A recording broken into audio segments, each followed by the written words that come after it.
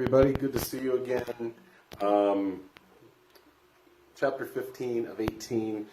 Tonight is Tuesday, April 26th, so I'm chapter behind. I'm going to do 2 tonight, do 15 and 16, and then let's see. I guess we'll round out the week doing the last 2 chapters.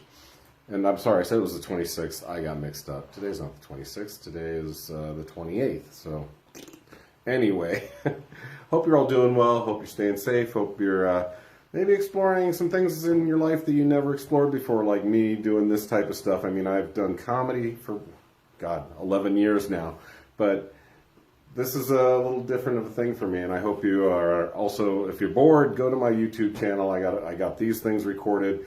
I did a silly conspiracy, how Obama was responsible for the COVID-19 virus, silly stuff like that. Anyway, I got to stop talking about that though, because this is a big chapter. Chapter 15 covers 2009, 2010, and 2011.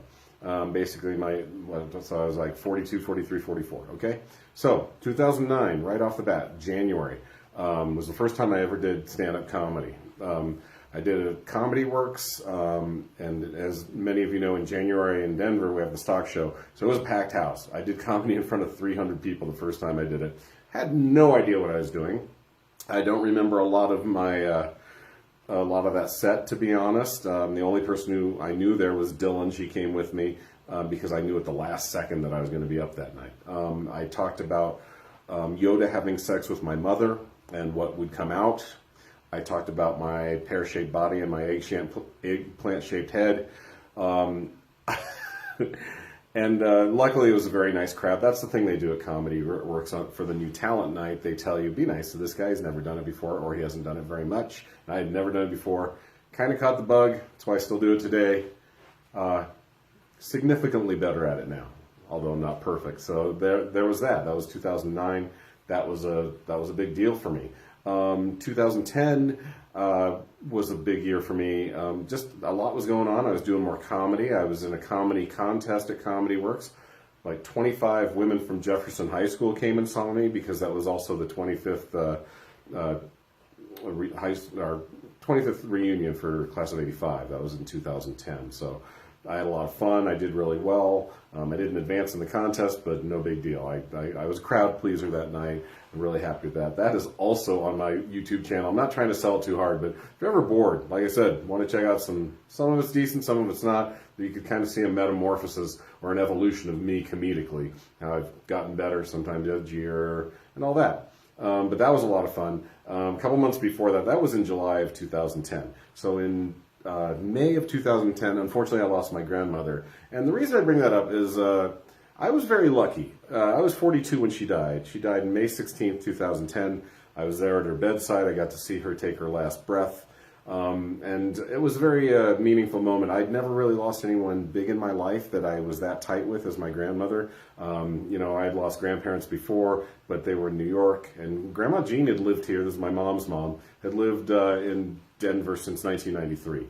And she's the reason I'm an Islanders fan. She was a hockey fan. We watched hockey together while she was in her apartment in hospice care. She held my hand, and we watched one of the greatest comebacks in hockey history, is the Flyers versus the Bruins in 2010 in the playoffs. It was an amazing comeback. I'm not going to go through it, but it was pretty cool. And I just knew how much she loved me. I know how much we loved each other. And she would, I would get up to go to the bathroom after holding her hand, and she'd grab for it, even though she was pretty much out of it. She was all morphined up. She died of bladder cancer. This woman was a survivor. She brought up my mom basically on her own in the 50s, which was pretty much unheard of. My shitty, oh so shitty paternal or maternal grandfather, my mom's dad, skipped out. 1948. He's 47, 48. My mom was born in early 48. So in 47, he found out my grandmother was pregnant and got the fuck out, which, fuck that guy. But to my grandmother's credit, luckily she had a strong family, and she was a single mom, and she and the others in the family worked really hard in Brooklyn in the 50s and 60s to raise my mom. And so Grandma Jean was really great.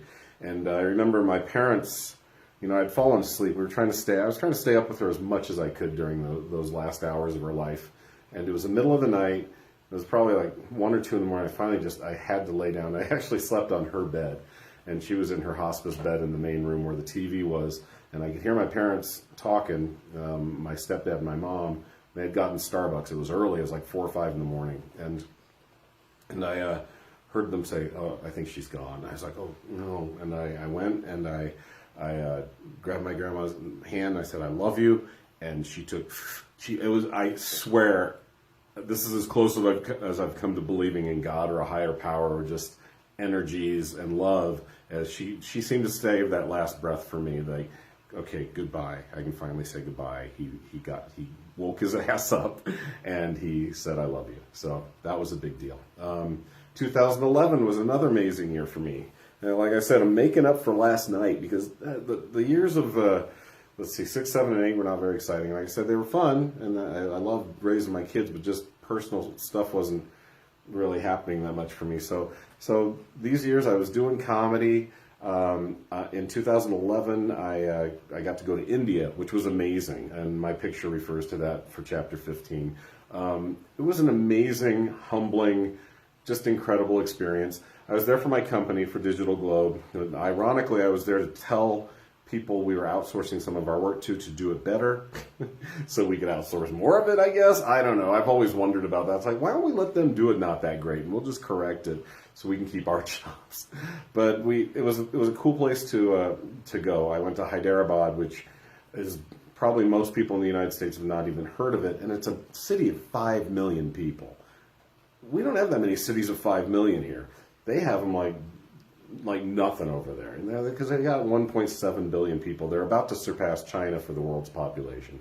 If you check out the picture on my Facebook, it was an amazing place. It was called like the Tombs of Qutb, Qutb, and it was really cool because it was Muslim. It was a place where Muslims were buried, because Muslims, everyone's been taking each other over. Every religion, every type of people taking each other over all the time. In India, there's still Muslims in the Kashmir region, and actually in Hyderabad, it was about 40-60 Hindus and Muslims.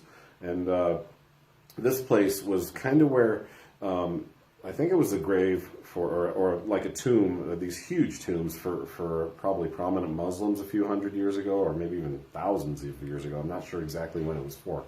But these buildings were made for Muslims, but they were made in a distinctly Hindu, they were like Muslim style of building, but then the artwork on the buildings was Hindu. So it's very rare. There are very few places like this in the world, which maybe that was the only place in the world, but it was a really cool place. The guys that took me were very hospitable guys. They were really cool. And so I worked there for 4 days. Didn't really work hard. I got to see another place, a fort that was really cool and had amazing buildings.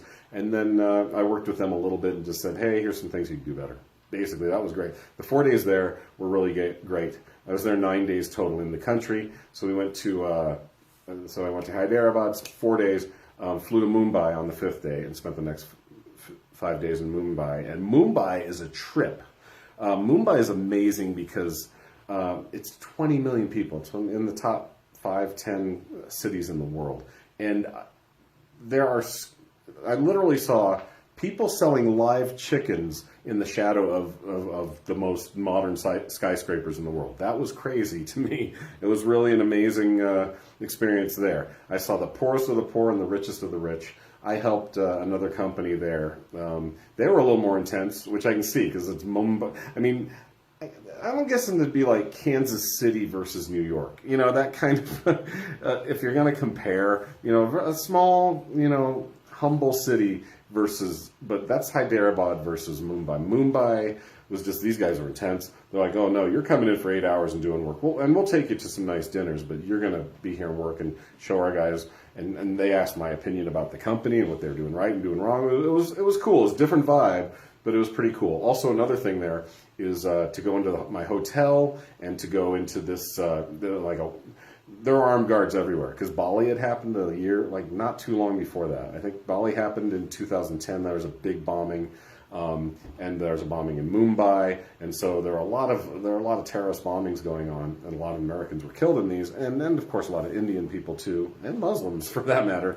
And so everywhere they had mirrors to check under your car. They had the guys at RMSI, which was the company I worked with in Hyderabad, had guns.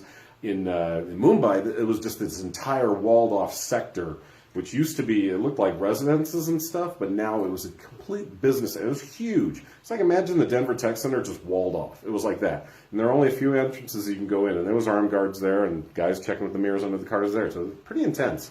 Loved it there. Had the best leg of lamb I've ever eaten in my entire life. Had to eat it with my hands. Didn't care. I would put my face in that thing. It was one of the most amazing meals I've ever had in my entire life, with amazing people. And 2011 also, I'm going to have this lead up to the next chapter, was when I got in marital trouble. My fault, not going to blame anyone else. I fell for another woman that I had gone to high school with, and I'm going to weave that tale in chapter 16. Tell you all about it, how it happened in 2011, and the divorce that happened in 2012, and that was a pretty chaotic chapter. That's coming up in chapter 16. Thanks for listening to chapter 15. Like I said before, stay safe, stay happy, find something to creative to do, like this stupid thing I'm doing. I hope you guys do your lives, because I'll try to follow those, because I know all my friends are at least as interesting as I am. All right, you guys, have a great night, and I will talk to you again tonight and for the rest of the month. Bye.